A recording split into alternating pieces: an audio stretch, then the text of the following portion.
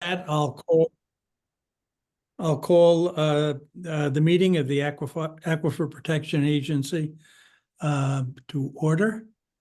Brian, can we do a roll call?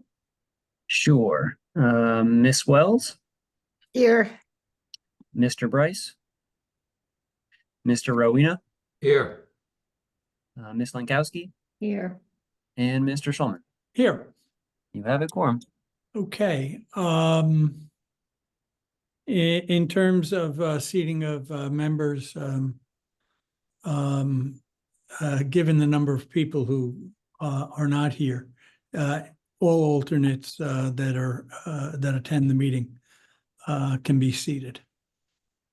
With that, I'll turn it over to Ms. Cherachidi to talk about 2 Muller Avenue. All right. So this is a Aquifer Protection Registration application.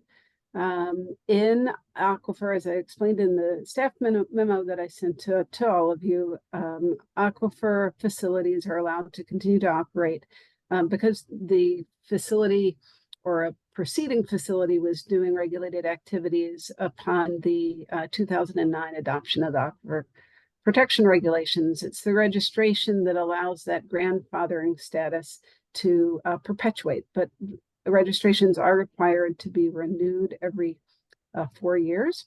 Registrations are not, they are applications to certify their re-registration, and it's the job of the staff to determine whether that application is complete or not.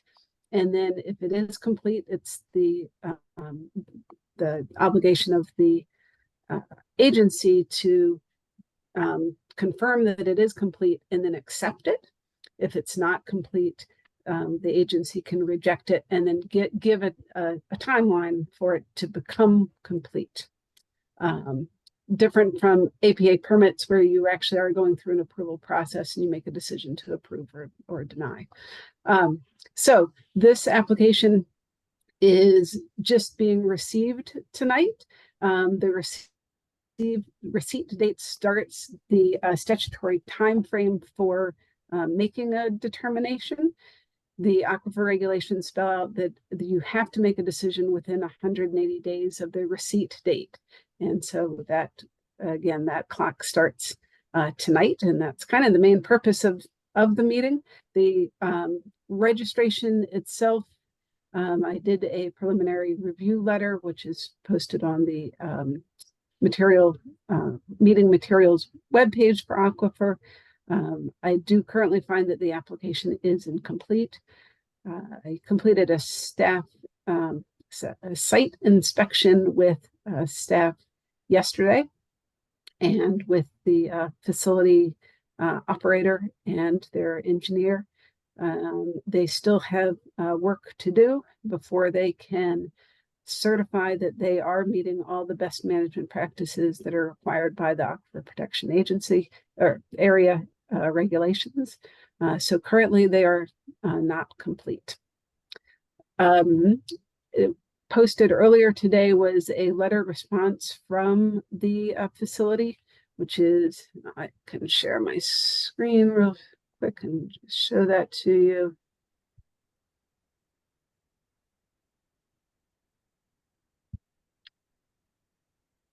Following our inspection yesterday.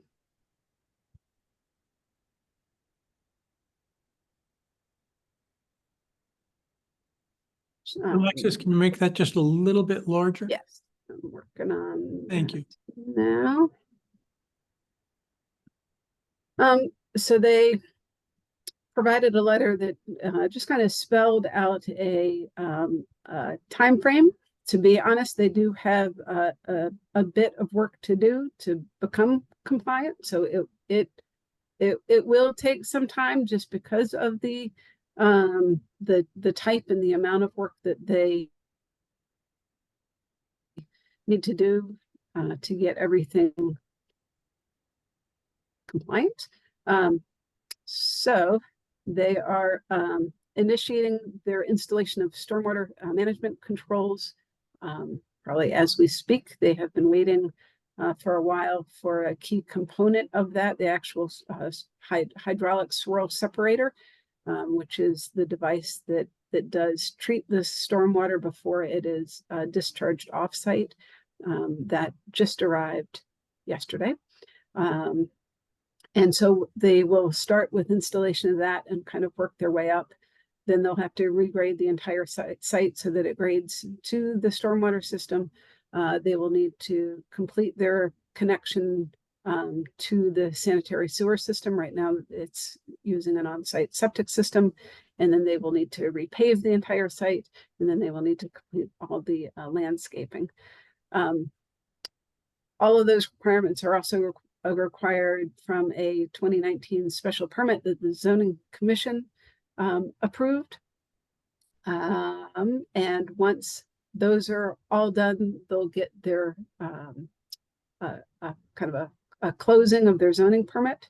And with that, then they'll be able to, I'll be able to say that, yes, it meets all of the requirements of the aquifer protection regulations.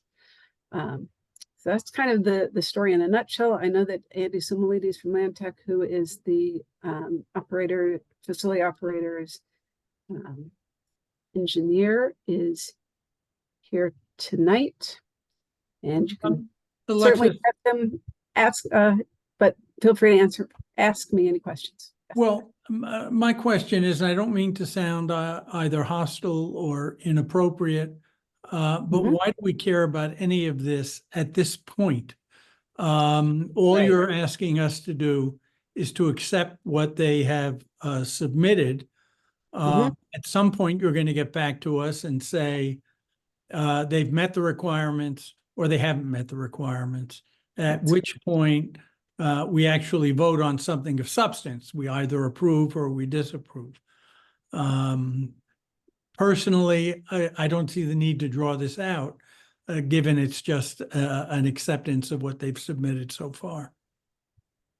Okay. Is anyone willing to make a motion that we accept? Well, so no, I would not accept it tonight. So that is your final determination, is to accept.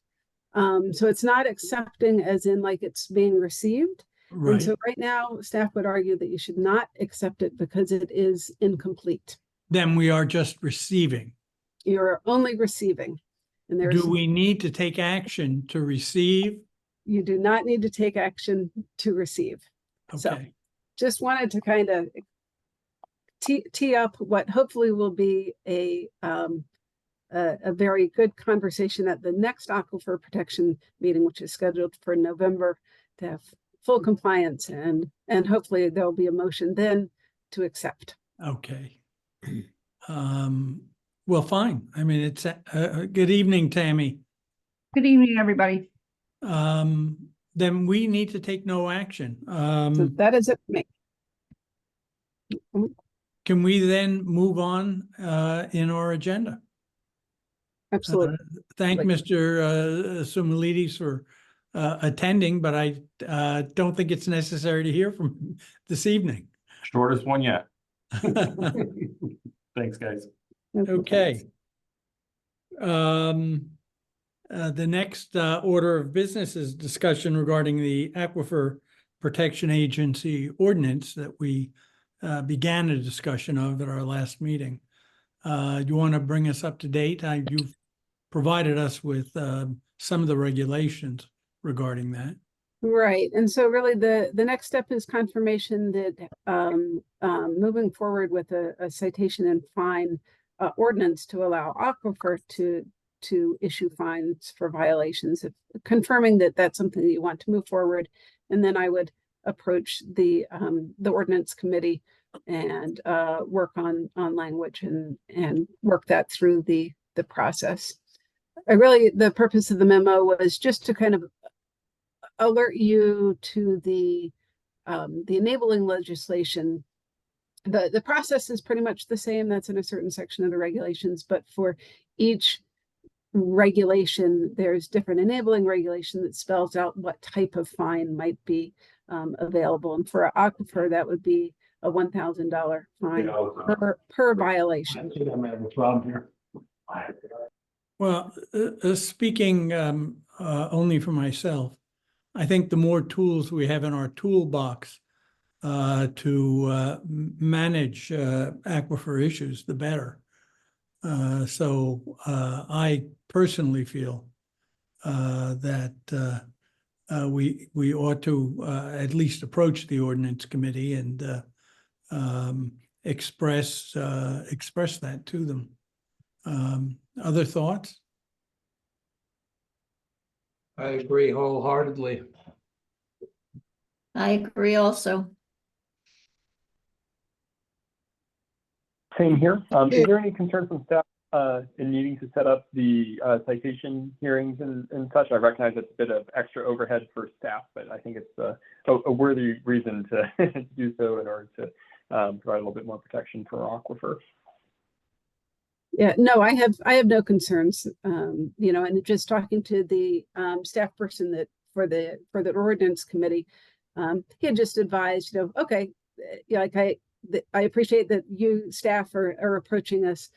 Just have the actual agency confirm that this is where they want to go. So that's really kind of, and it sounds like that's affirmed. Yes, yeah, I believe it is. If you'd like, we can sort of do a straw poll. Sure. Get a sense of the meeting. Those, let's just say those at this point in favor of including fines as one of the tools that the Aquifer Protection Agency has. Can I ask you to raise your hand? Among those people who have heard this discussion, and Jackie unfortunately just joined us, it's unanimous. So please pass that on to the staff for the ordinance committee. Will do. Okay, Have an update in November. good. The next order of business is approval of the meeting, approval of the minutes for the meeting of June 5th. Can I have a motion for that? I'll make a motion. Chapin's moved. Tammy, can I say you second? Certainly. Okay. Again, with a show of hands, all those in favor? Okay, unanimous. Hector has just joined us, may not even know what we're talking about, so that's okay. The motion passes. And with that, can I have a motion to adjourn the meeting? I'll move. Okay, Richard has moved, Chapin has seconded. Again, with a show of hands, all those in favor? We are adjourned. And Perfect. it is just 6:01.